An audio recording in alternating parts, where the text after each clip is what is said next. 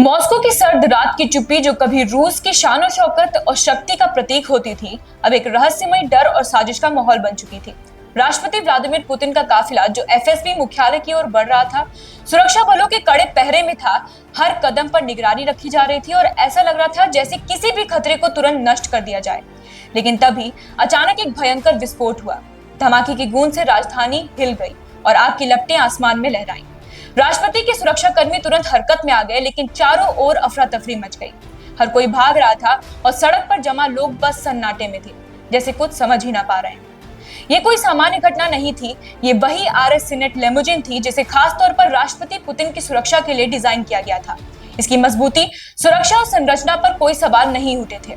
लेकिन आज इस कार के साथ क्या हुआ?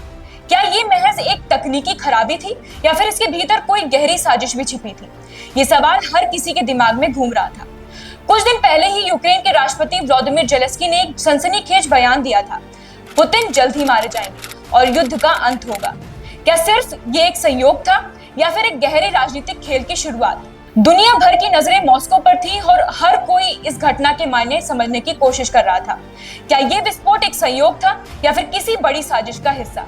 इसके बाद एक और अहम बात सामने आई। हाल ही में रूस और उत्तर कोरिया के रिश्ते भी चर्चा का विषय बने थे। पुतिन और किम जोंग उन की मुलाकात ने पूरी दुनिया को चौंका दिया था। इस मुलाकात के दौरान पुतिन ने किम जोंग को एक luxury car Aurus Senat limousine gift की थी। इस कार की विशेषताएं अद्वितीय थी। इसे बंकर जैसी सुरक्षा दी गई थी ताकि किसी भी हमले से ये बच सके। और अब रिपोर्ट्स ये भी सामने आ रही थी कि इस कार के कुछ पार्ट्स किम जोंग के दुश्मन देशों में भी बने थे। क्या ये कार एक प्रतीक थी जो बदलती वैश्विक राजनीति और रूस उत्तर कोरिया के नए गठजोड़ को दर्शाता था? रूस की सुरक्षा एजेंसियां इस विस्फोट की गहराई से जांच कर रही थी, लेकिन सवाल जस का तस था। क्या ये एक बड़ी साजिश का हिस्सा था?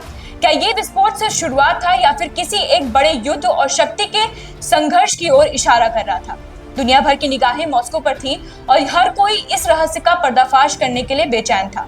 क्या पुतिन की सुरक्षा में यह घटना किसी साजिश का संकेत थी या केवल राजनीति का खेल था जिसे मॉस्को की सड़कों पर साकार किया जा रहा था?